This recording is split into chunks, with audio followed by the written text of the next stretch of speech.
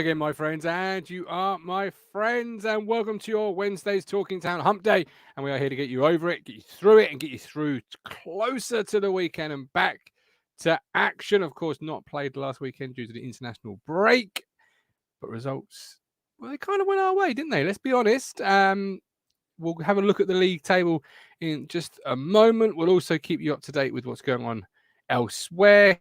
Currently, I believe it stands 0-0 involving Sheffield Wednesday.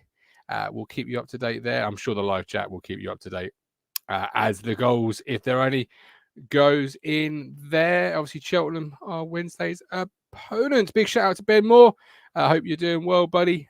Keep looking after yourself. Keep fighting it. And yeah, all of us are behind you. Now, you can get involved via the live chat, so please do so. Phil Blundell, one of our YouTube members, has done so already. Says, man, do I feel confident about 3 points on Saturday? Bring on the Rams. Hashtag 7 straight victories. Mike Baker also getting involved. So all the doors open. We just have to walk in through one, he says. Obviously, with the results kind of going our way. We are live a little bit tomorrow night from the book launch. We're hoping to be, of course, big night tomorrow night, Talking Town Towers, and for Colin Plum, the official launch of his book. You can, of course, grab that via Amazon. I will play the advert in just a moment, but do get involved this evening. Do get your comments in. I'll get as many as I can on the screen. Phil Blundell says half-time at 0-0.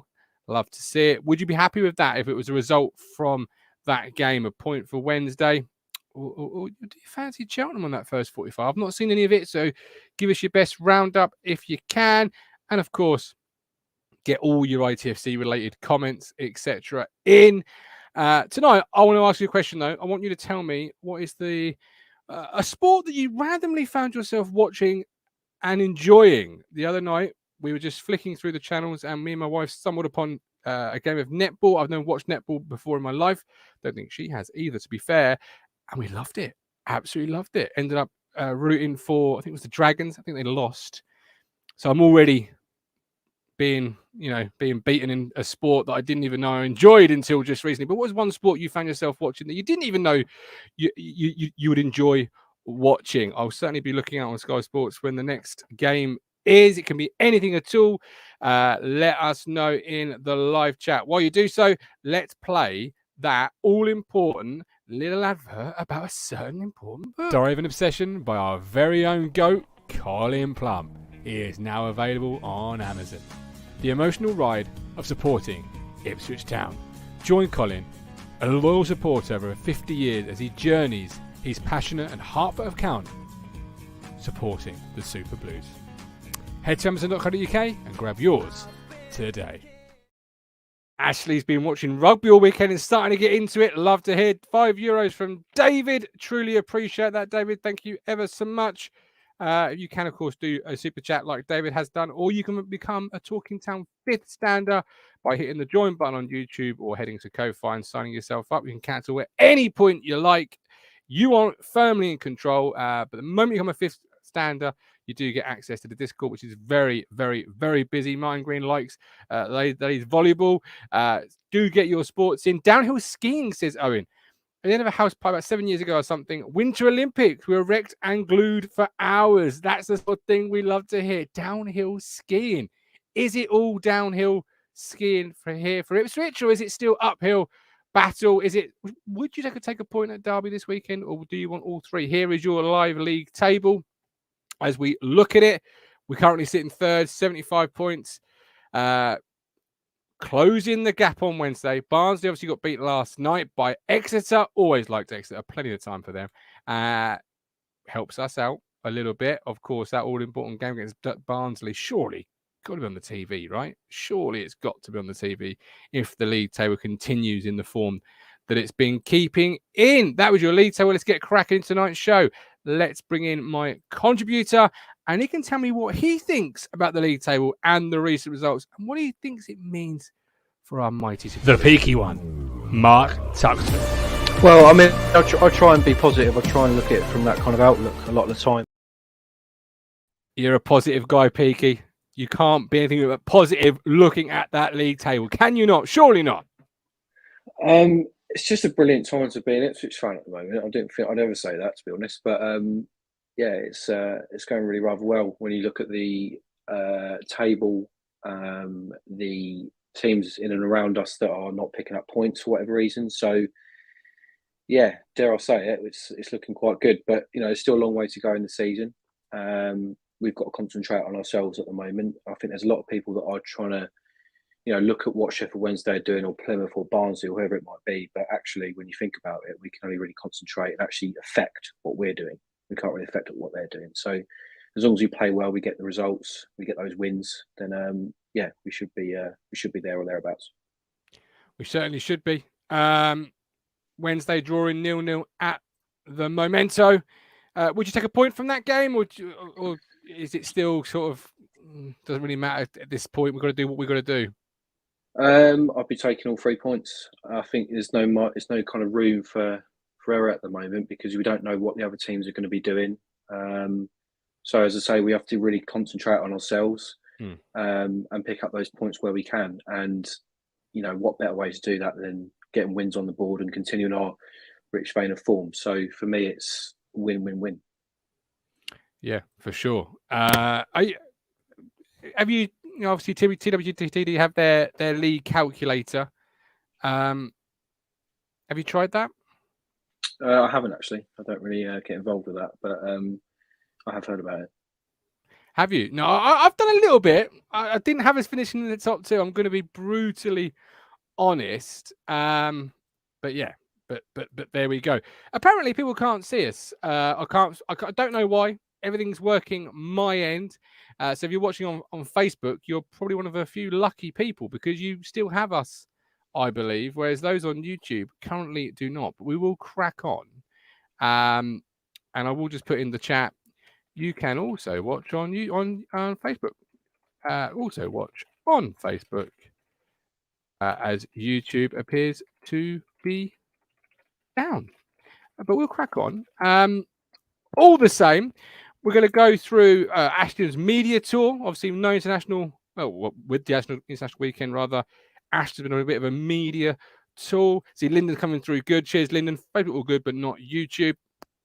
I don't yet control YouTube. Maybe one day, with the help of the Talking Town Fist Standards, get a few more Patreons. Tux. You never know. We could put in a cheeky £4.50 bid. Yeah, why not? Absolutely. Right, Ashton, media tour. It's covered a whole range of topics. First one I want to pick up on is contract talks in the summer. Right. Yeah. So you got JD, Vincent Young, Aluko, Keogh, Coleman, and Luongo all out of contract. Contract talks to begin in the summer. Who would you be giving a new contract to as things stand right now, regardless of what division? You can also put a little asterisk in there and say, well, I would do if we were in this division, or I would do if we were in that division. But that's the list. JD, KVY, Aluko, Keogh, Coleman, and Luongo. Who would you be sort of, giving a cheeky 1 or 2 year deal to? I think the obvious 2, I would say, is Donessian and Luongo. Obviously, because they're either in the team or kind of, pretty much thereabouts in Donessian's case. But yeah, on current form, obviously they're the 2. But I think it all kind of depends on, what division we're in. But, in a way, what's the point in looking at contracts for those type of players when if you go to the Championship, you're probably likely to sign better alternatives anyway. And it also might upset the apple cart. Just concentrate on trying to get the promotion for everyone involved. And I think the players would probably want to do that as well because they want to know what division they're in next year. Because if you're a JD, you might sit there and think, well, okay, if we get promoted, I'd love to help the team get promoted, but will I actually be playing? Because currently I'm sort of in between the starting 11 at the moment. So if I then go to a Championship, maybe my chances might be less because, we might sign a better centre-half. So, I don't know. But I think over those 2, I mean, the others that you mentioned, Coleman's never going to play, is he? So, you've got someone like KBY. I can't imagine him being here next year. So, and Aluko might get another 1 year deal out of him potentially, but, he's not played much at all, is he? He's not going to take the place of Chaplin or Broadhead. So, yeah. Are you just signing players for players' sake? when actually if you are in the Championship, you want to go and sign better players. So for me, I think Ashton's right in that concentrate on all that at the end of the season and see what comes. Yeah, absolutely. Luke, it's interesting, isn't it? Because obviously since the arrival of Broadhead, I've not got no stats here to sort of give me a firm number, but he's not made from memory that many match day squads, is he? No, I don't think so. I think the only ones he's made is when we played Burnley, and kind of cut competitions from that point of view. But yeah, I mean, I think there's always been a question mark over his stats, what his kind of end product is, you know, whether it's assisting or goals or whatever it might be. But there's no question that he does change a game. When he does come on, he does affect the game from a positive point of view.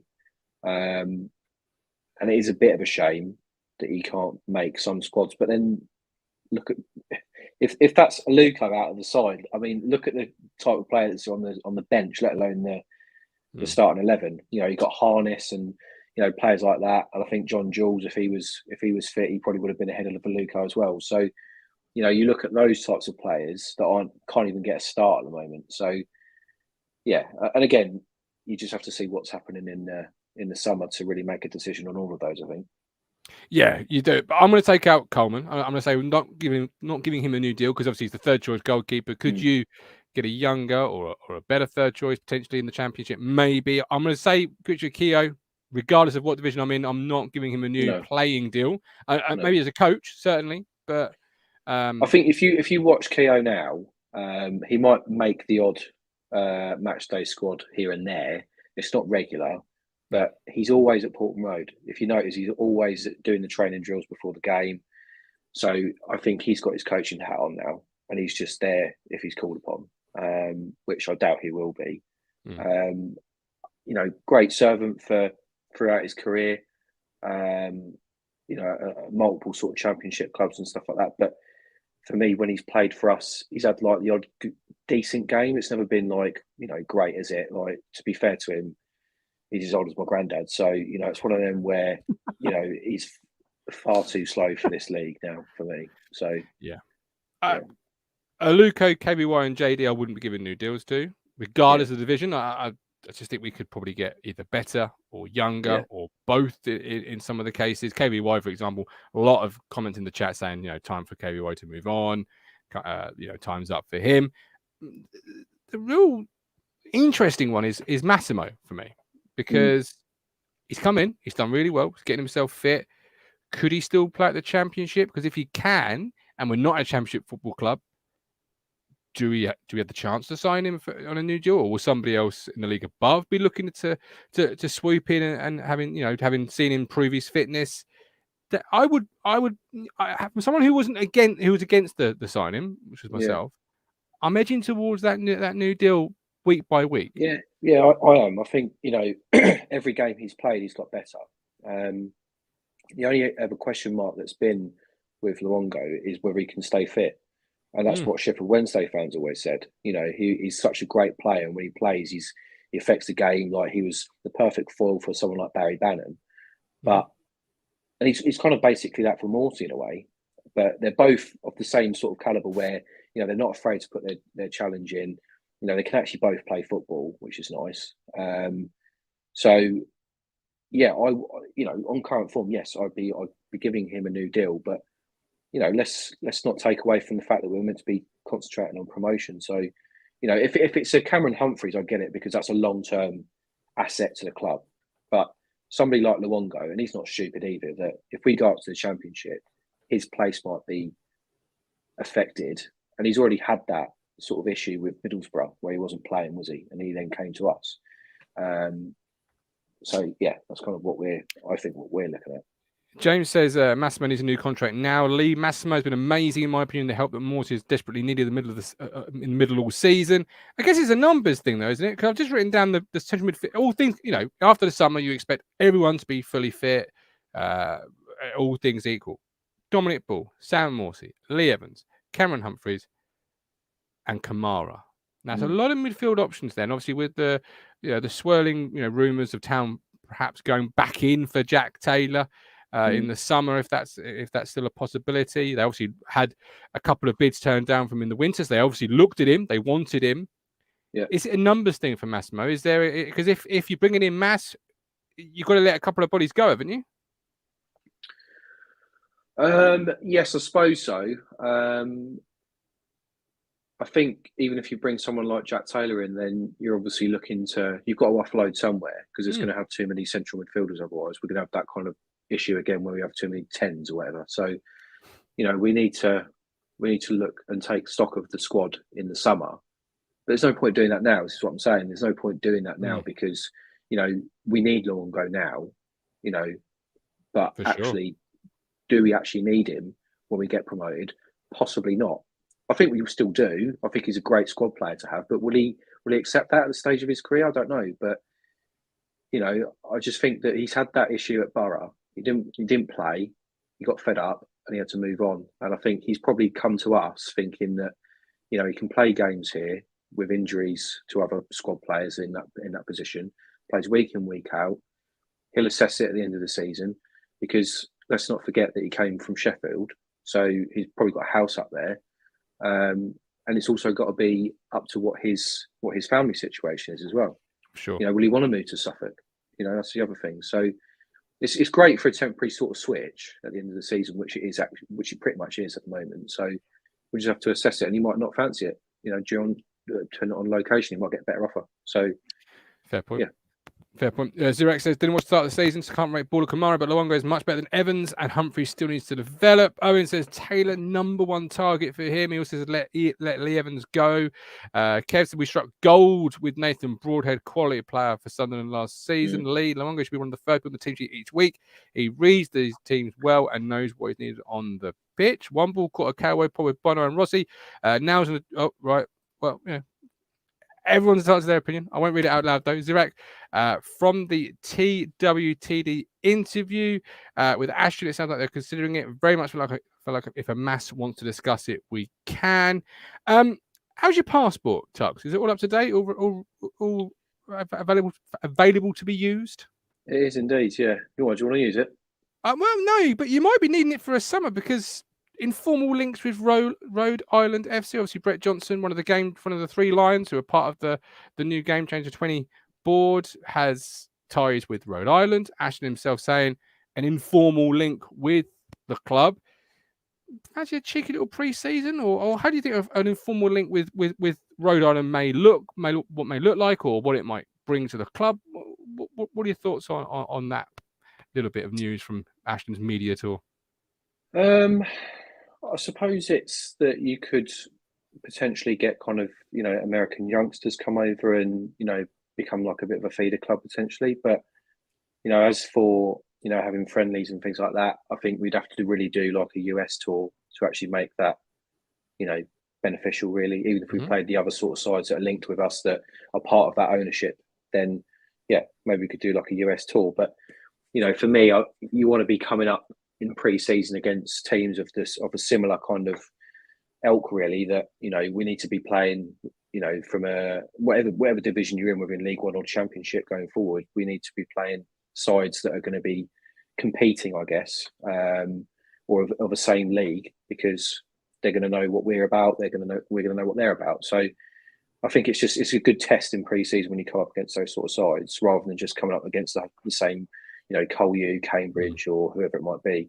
And some of that's going to be location. Will McKenna want to take his squad to America? Lots of jet lag. Muscle injuries and stuff like that from sitting on a plane for God knows how long. So is it really worth it? Probably not. But from a fan point of view, yeah, you get a lot of people want to go out there for a week or so and watch a pre-season tour. So, I'm always a big fan of the European ones. I always wish I could have gone on them, really, when, we've been to, different sort of European countries on pre-season tours and stuff. So, that's way back in the day, because it was always McCarthy was taken to Ireland, weren't it? But we did Düsseldorf once, didn't we? Yeah. So again, I really wanted to sort of go to that, to be honest, but yeah, couldn't at the time. But yeah, I think things like that are really nice for the fans. But is it beneficial for the squad? Is probably the main question. Yeah, I hope it's not something he's ever asked about. Is the Dusseldorf link, but I hope we're still looking to build that and build upon it and keep it strong and go from strength to strength, because it is a good tie the football club has to a European base, and obviously post Brexit, you don't know how important that may be long term. And I've never met any of them before, but I know that they've been over. I think this season, and obviously there's been Ipswich fans gone over to them to watch their games. So it still seems strong from what I see on social media and stuff like that. So, but yeah, I completely agree. I think it's a great link to have. And yeah, it's a good league as well. You know, they do relatively well in it. So yeah. Yeah, absolutely. It's always a more informal link between the fans, but there's something you hope the football clubs sort of do get involved in. I'm with you though with pre-season. I'm still with you, and I think it's an old school mentality now though, where it's about the competitive nature of it. It seems to be more modern football is about just getting minutes in legs, that famous saying, and it doesn't really matter if you're playing even teams from your own division. And growing up, and even now, I still think that's madness to play a team within your own division in a pre-season friendly. It's that psychological barrier already. They've got a win over you already, whatever it might be. But modern football just seems to be about getting minutes in legs, however you do it. Yeah, well, I think what was it last pre-season we had? Was it 2 45-minute games or something? And you think about how that is beneficial in that. Yeah, I suppose everyone gets minutes. But yeah, I think for me, you do have to sort of take it not seriously, but like you have to take it with the fact that you're going to be playing some of these sides, or they're going to be of a similar, position potentially. And I'd like to see us play some of those sides potentially. But yeah, I'm definitely not opposed to a pre-season tour European wise, but I think maybe US is probably a bit too much for a squad when they've just come back from the summer. Some of them are going to be recovering from injury. Do you then want to risk it by jetting them off halfway around the world to play in a football match? So, particularly some of our not now, because as ITFC Mad says, our injury record has improved tenfold. Medical team are working wonders. Fair point, but teams of years gone by only got cramp on a coast of Colchester. Forget about a 10-hour trip to Rhode Island for a friendly. Good lord. Absolutely. Yeah, great point. Lee says, James, about Walton, there's been some route transfer. Well, I don't know. I've not really read anything about this, but I've seen a couple of articles posted about interest in Walton. Isn't that just part of the course, Tux? Haven't got you get used to that as Town fans, as our players increase in caliber, as we increase as a football club again on the landscape. People are going to be interested in our players, and they should be, because they're really good players. And I'd be surprised if anyone wasn't looking at Walton or Chaplin or Morsey or whoever. Yeah. Yeah, well, no one's interested in the shit players, are they? They're going to be a team's going to be interested in the good players, the players that are getting in team of the year, and that type of stuff. So Walton's going to be there or thereabouts. Davis will certainly be in it. So if you're a manager, what you're going to do? You look at the team of the year and you think, all right, I'll have a punt on him, especially for your Championship side, maybe in the Premier League side. So it's kind of that, and I think try and take it more as a compliment that. How often were teams interested in our players under someone like Lambert or, managers like that, because they were shit. They weren't offering anything to us, and they certainly probably weren't going to offer anything to another side. And it just shows that when Cook had the bomb squad, most of them all went to League Two. You can't really. Unfortunately, Aaron Drilling should have been in probably the Championship, but the rest of them should have been in League Two. His time might come. But yeah, I think a lot of jokes are made about it was last sort of the graveyard shift for a manager coming to Ipswich. But a lot of times it feel like last chance saloon for a player coming to Ipswich. Yeah, definitely. There's lots of when you think about it, like you traditionally your sort of career's ended by 32, 33, isn't it? So if you're a 34, 35-year-old, you'd be quite happy with the move to Ipswich, sleepy Suffolk, retire there, get a sort of good payout as well, because Evans would have given you a good payout. It's the manager kind of as well. You look at managers that have been here. Where do they go on to? They don't really go on to anywhere, do they? The Soccer Saturday studio, my friend. Yeah. So, and that's the problem. But yes, in answer to your point about players being interested, yeah, I'd probably more take it as a compliment. You don't really lose your best players, but we're also not Man City. We're going to lose Even Man City lose our players. important players. But if we we could become a victim of our own success. If we get in the playoffs or when we don't go up, then there's going to be players leave, important players leave. It's just the way of the world, unfortunately. But yeah. Absolutely. Womble says, fair play. I'll rephrase it. Talking Town is a very good podcast. Well, thank you very much, Womble. I'm glad you agree. We agree here making it. And I hope you all at home watching and listening on your audio platforms agree with Womble. Philip Lundell, looking forward to the Barnsley and Posh games because by then both those teams should be a bit knackered. Lee, along with the Wednesday game tonight, says 0-0. The more they will push forward, so I hope you're vulnerable on the break. Still 0-0 as I speak. It's currently 53 minutes played according to the BBC website. We've got Mike D, Culture Retirement Home FC. Emerson, all about us. Let's look after our results. The rest will take care of itself. Looking to Derby on the weekend. And don't forget, we are live also on Friday, 8:30. Myself and the two boys to give the final build-up to the weekend. Derby currently sitting in 6th, Tux, 64 points. Their recent form is drawn, lost, won, lost. Are you confident heading into that, particularly after that form? Are you confident? You're nervous? Would you take a point? How are you feeling heading into the trip to Derby? I wouldn't take a point at this stage, no. As I say, I think every point is up for grabs now, so it needs to be win-win-win at all costs, in my opinion. I am slightly nervous because they are obviously one of the better sides in the league. They're also trying to confirm what is probably going to be a playoff spot. So, yes, I think it will be a tough game. I wouldn't be too surprised if it was a draw, but at the same time, we do need to go for the win. But yeah, it's going to be a tough game. McGoldrick's on fire at the moment, but they've had losses in their last, what's it, 3? I think it is, last 3 or 4. So yeah, I think it's going to be a tough game, and it's a tough place to go, Pride Park. So hopefully we're on our A game, really. But we're coming to the business end of the season now, where if you're playing a Forest Green or a Derby County or even a Port as Wednesday found out, and there's no easy game, unfortunately. So we really do need to just be on our A game and just really crack on with it now. Yeah, certainly looking at that top 6, we are the form side. Barnsley having recently suffered that defeat puts a big red L in their 5-game column. But we are the form side. Derby, as you just said, 3 out of the last 5 have been defeats. But Paul Warne is always, for me, Tux, that sort of hidden League One X factor, if you like, because he knows the division. He knows what it takes to come through blips, manage blips, come out the other side of blips, but also maintain an even keel at a football club that has the expectation, as they do at Derby. And he's a wily old League One manager. Yeah, I think he's a quality manager. If he wasn't a Norwich fan, I'd probably have him here, to be fair. I'd still consider him, to be fair. Norwich connection aside, he's a good League One manager. Do you know their top goal scorer is? Who, Derby? Yep. Is it McGoldrick? Certainly is. Can you guess how many goals he's got this year? I think he's got around the same as Chaplin, isn't he? He's got 18 goals. Yeah. 18. Yeah.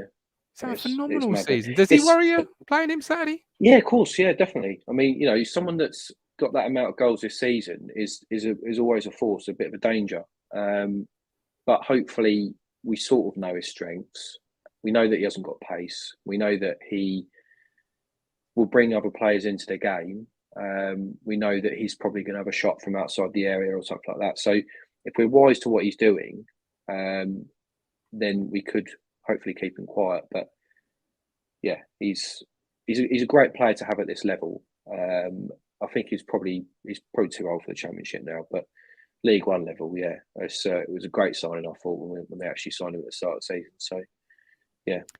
He's a player that never relied on pace. So the older he gets, it's not like he's losing that key attribute that some players sort of relied on, is it? Because it was never about pace with Dids. It was always about just that trickery, that tight ball control, that intelligent movement, and his football brain. He can pick something out that you didn't even see happening in front of you. Yeah, he's a top player. Certainly one of my favourite Mick McCarthy signings, and probably one of my favourite signings in the last 15 years. It's a shame that we couldn't keep him fit all the time. A little bit injury plagued here and there. But what is annoying is that he went to Sheffield United and wasn't injured a lot. He might have been injured a couple of times this year, but yeah, certainly at Sheffield United he was bang on it. So yeah. Their top assist maker is Mendes Lang with 9, and their preferred formation is a 4-2-3-1. I'll get a couple of comments in a second, but the referee this weekend is Andrew Backhouse. 28 appearances this year, 95 yellows, 1 red, 3 penalties, an average card a game of 3.42. So, but Morse he's all right now, so he can go and get that yellow card if he wants to. Is that the cut-off point then? When was the cut-off point? Shrewsbury. Right. Got through the Shrewsbury game, and that's it. It's all wiped clean. So he's good to go and get that. That's important, though, isn't it? As we head into the game with someone like McGoldrick, that you can have your captain, your enforcer, able to put the boot in. Perhaps where 2 weeks ago you'd have had to sort of double question yourself almost. Yeah. I think it's helped obviously having Luongo in there with him. I think if he'd have had probably Humphreys or someone like that who's a little bit more forward thinking, certainly not defensive, then Morsey would have had to probably track back a little bit and have to make that kind of that challenge in the second half that you always see. It results in a yellow. But I think he's done really well, to be fair to him, to not get that extra booking. And he's kind of adapted his game as well around Luongo. But it's just telling how much Luongo has an impact on this side at the moment. So, yeah, but no, you're right. Both of them in there, trying to keep McGoldrick quiet will hopefully be the case. But yeah, 2 solid centre midfield partnership, really, isn't it? As a fan of football, as a Town fan, I don't anticipate you've watched Derby a hell of a lot this season, but obviously with the form they're on, 3 defeats in 5, 1 draw and a win, the other 2 fixtures, sitting in 6th on 64, a point above Posh, who again are resurgent. 4 wins in 5 for the Posh. But at home, how do you anticipate Derby setting up and sort of playing Saturday? Do you think they'll keep it tight, ask us to break them down, or do you think the impetus is really sort of on them to get that result because they're looking over their shoulder, they're in a bad run of form, they're at home? How do you think it's going to sort of go from their perspective in terms of style of play? I think it will be the opposite of what they did when they came to us. If you remember when we played them on a Friday night, we was in our black kit on Sky. They started on like a house on fire. And we took quite a while to sort of get going. And then in the second half, we sort of woke up a little bit. I now think that they'll start quite slowly and then probably grow into the game. And what I mean by that is that they'll probably defend for the first part of the game, because I think we're a much better side when we have a goal in us. As in, like, when we get an early goal, all the pressure is off, the shackles are off, and we go and play.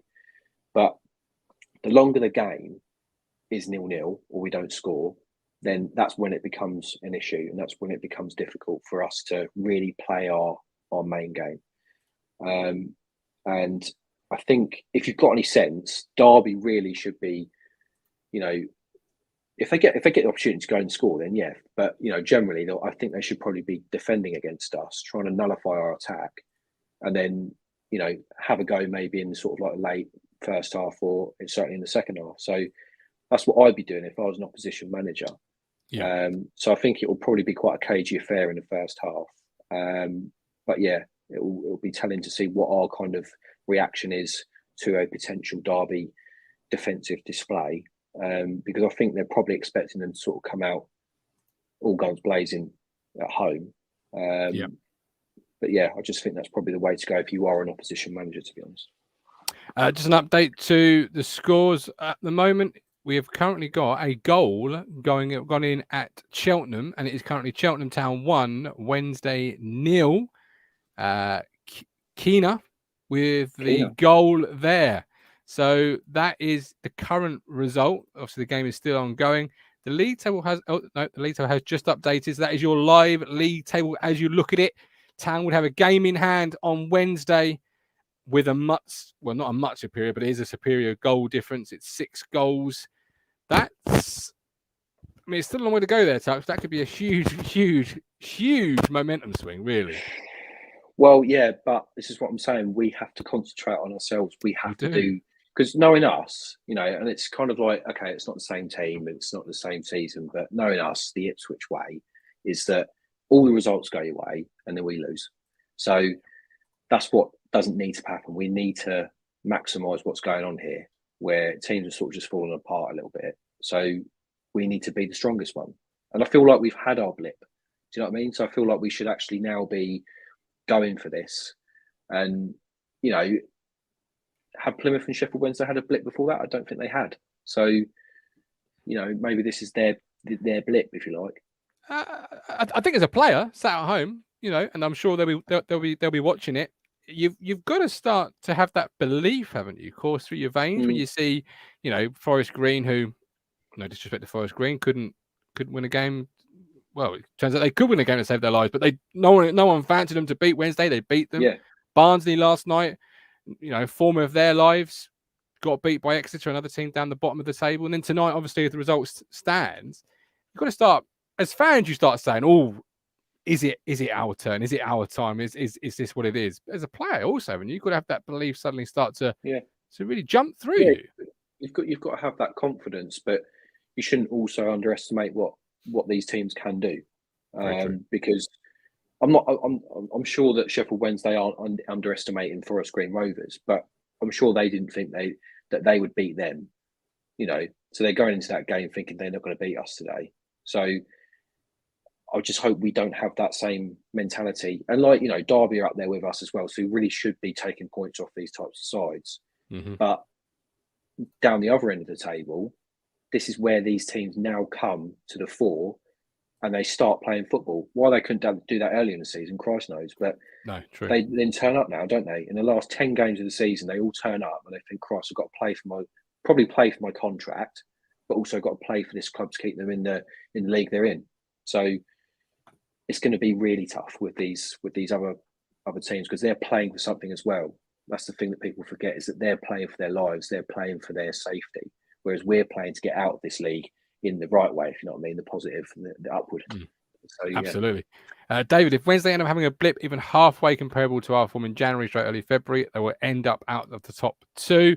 Lee, we should cancel their games more often. The teams around have gone to bits. Josh Russell, best 10 of our season, will not kick the ball. But you're right, what you say, you've got to capitalise now. It's not the best 10 days if Town go out on Saturday and lay an egg. So what is the team you're selecting on Saturday if you were Kieran McKenna? Who, obviously in goal is Christian Wharton. We'll confirm that. You're back, I'll say back 4, but what is your back 4 for Saturday? Who's at right back for you then, Tux? Right back is, I mean, it depends what sort of, you know, formation you're playing, but for me it's kind of like the sort of 3 centre backs, which would probably be Denessian, Wolfenden and Burgess. Okay. And the only reason why I've comes not in played, for yourself, the only reason, because I really like Clark, but I'm just thinking that do we need to probably have sort of damage limitations a little bit in the first half? So that's why I'm thinking that he might go with Denessian. This is the team based on what I think McKenna will go with. Obviously Burns and Davis on the flanks, Morsey and Luongo in the middle, Broadhead Chaplin, you know, picks itself in my opinion. It shouldn't be changing that at all between now and the end of the season. And then it's either Ladapo or Hurst, isn't it? But for me, I think maybe Hurst might get given a go. Tough place to go at Derby, Pride Park. So for me, I think probably Hurst might just edge it. Okay, Hurst. What does Hurst bring to the table for this game over Ladapo for yourself? I think there's going to be points where we probably need to hold the ball up slightly because Derby are a good footballing side, but I just feel like we probably need to have that kind of strength up top. Sort of big burly sort of centre halves really probably will try and bully someone like Ladapo. And while Ladapo is, you know, he's not small by any stretch, but you know, he's not the type of player that will hold the ball up. You know, he does have good hold up play, but you know, he's not the person to sort of like win a flick on. He's not the sort of person to, you know, have that kind of that strength. So for me, it's more about Hurst. And you watch him very closely, he's got that kind of Premier League hold-up play, where he'll bring it under his kind of spell, if you like, and then bring other players into the game. So, he's really impressed me, probably since the Bolton game, because I think the Bolton game was probably his best performance in a Town shirt currently. That's fair. And then he got his other goal, didn't he? So I think if you're picking players on form, and don't get me wrong, I know Ladapo scored quite a few goals this year, but if you're looking at it now, I think Hurst is a player kind of on form, and then bring Ladapo on probably maybe in the second half once Hurst has run his race. Really, it's quite rare, isn't it, to be in a situation where your second top goal scorer is perhaps not the favoured striker at the moment. Yeah, well, it's a luxury, isn't it? I mean, you just got to look at our bench generally, as I said before. You just got to look at our bench and the amount of options that are on there, not just from an attacking point of view, but from a defensive point of view as well. To bring someone on like a Clark or a Donessian, then they're walking any other the League One sides and probably most Championship sides as well. So, it's a testament to what we have at our disposal, but. I think we just need to have a bit of consistency now, because there's a lot of fans that were calling for why are we making wholesale changes or changes for tactical reasons and stuff like that. And some of it worked, some of it didn't. But I'm always a big believer in consistency, especially when you've just come in January. You need to know who you're playing with. You need to know, what runs players are going to make and stuff like that. And chemistry. And 6 or 7 of those players, without a shadow of a doubt, are first names on the team sheet. There's no point changing that whatsoever. So, like someone like Chaplin and Broadhead, like they are just different gravy at this level, aren't they? Like you shouldn't be dropping those. So, they're the sort of players you pay the money for. And it shows because they're different. They're different class. As the Sunderland fan was saying earlier, he shouldn't be in the Championship. He shouldn't be in League One, and I don't think Nathan Broadhead should be. No, definitely not. He's a Championship player, and I'll be honest. I'm sure I watched obviously Sunderland a lot last year, and I'm so surprised he hasn't gone back there, or at least the Championship side. And we do, this is a testament of what we do have in terms of the funds available, but also Ashton's pulling power, and obviously selling the kind of the dream or the journey that Ipswich are currently on at the moment, and that's attracting players, isn't it? So it's all positive from that point of view, but we just need to do the talking on the pitch. We do. And speaking of talking on the pitch, 71 minutes played, and it's currently Cheltenham 2, Wednesday 0. Alfie Mound, the 69th minute. Wednesday are currently 2-0 down. A couple of weeks ago, Tux, on the Sunday, I said Wednesday are catchable, and I think we'll catch them. And everyone was saying, they're 20 games unbeaten. They've got these games in hand. And I said, but it's a great run they've been on. How are they going to respond when somebody punches them in the mouth? And somebody will beat them. What would their response be? Yeah. And I didn't think they'd respond well. And, if the result holds again tonight, they've not responded well to that defeat Barnsley gave to them a week ago. And it's really, I wouldn't say Wolves are off, but Wolves are starting to rumble. Yeah, to be honest, I am surprised. I am surprised from when we watched them at Portman Road. I'm surprised when I also watched them against Newcastle in the Cup, and albeit it was a Cup game, but they were absolutely electric that night. And this is Newcastle they beat as well, so it wasn't like some tin pot side. And when they went, I can't remember how many points it was now, when they went quite far clear of Plymouth, I think, and it was certainly us as well at top. And I thought, we can't be catching them. They're too good. But they hadn't had their blip. And that somewhere through the season, a team always has a blip. And I just think they're having theirs now. So, yeah, I just think that's what's happening currently. But I wouldn't have thought we was going to catch them. Like, if you're saying that, then fair play. But I didn't think we'd be catching either of them, to be honest. I thought we'd just play off now. Well, there we go. Kelly says lose tonight, and that's 1 point from 12 for Wednesday. Curate says that is now off the charts. Massive. Zirac, as long as the result stays the same as it is now, we have the top 2 in our hands for the first time since January. James Warren Elmer, mental result blur. The thing that scares me is right as we get on amazing form, we have a 2-week break. Well, let's see how we respond this week. As we ran up tonight's show, it's been a great little 45 minute tour. What's your score prediction going to be for the weekend, Tux? I'm going to say 2-1 Ipswich. Ooh, okay. It'll be tight. It'll be very tight. It will either be a 1-0 or a 2-1. Okay, I like that. Love that a lot, actually. All right. You're going for a Town win. That's the most important thing. Yeah. I'd Can love you to imagine see if I wasn't? I said 2-1 and 1-0 and it's just Derby win, yeah. Well, you know, I've sat here with some people have told me that. You never know. You never know. I'd love to see some results in the chat on Saturday. On to Saturday, well, I'll get some results in the chat or score predictions. Wednesday, play Lincoln at home. Obviously, we travel to Derby.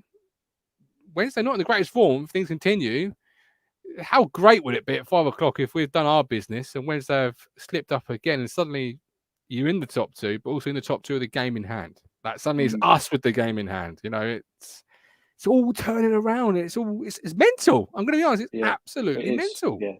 I hate this league with a passion, but you can't deny it's entertaining. And you know, I'd rather be in this position than, you know, stuck in like 10th or 11th in the Championship, or stuck at 10th or 11th under Lambert in League One. And you're like, what have I got to play for? Where's my club going? Where's the ambition? So at least there's something now we can actually really get a hold of. And, you know, whatever happens at the end of this season, it's been entertaining.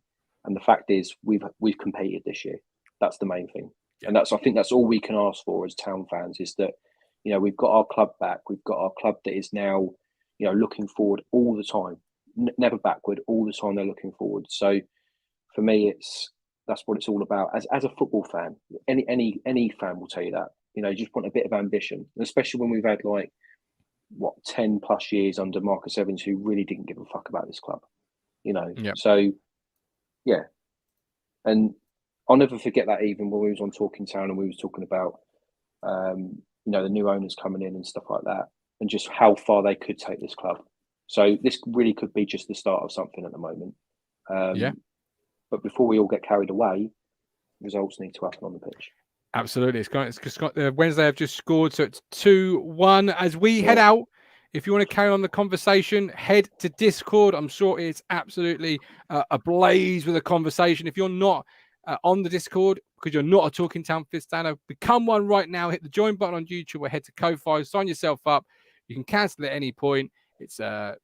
And then you can get access to the Discord and you can get a part of that conversation of what will be a squeaky last 15 minutes. But we're done for tonight, Tux. Thank you for stepping in. Hopefully, I see you, which will be very soon. Next Wednesday. Are you going tomorrow? Yes, I am. Are you there tomorrow? Yeah, I'm going to the book launch. So yeah, people please go, because honestly, it's a great book. Sell it, Tux.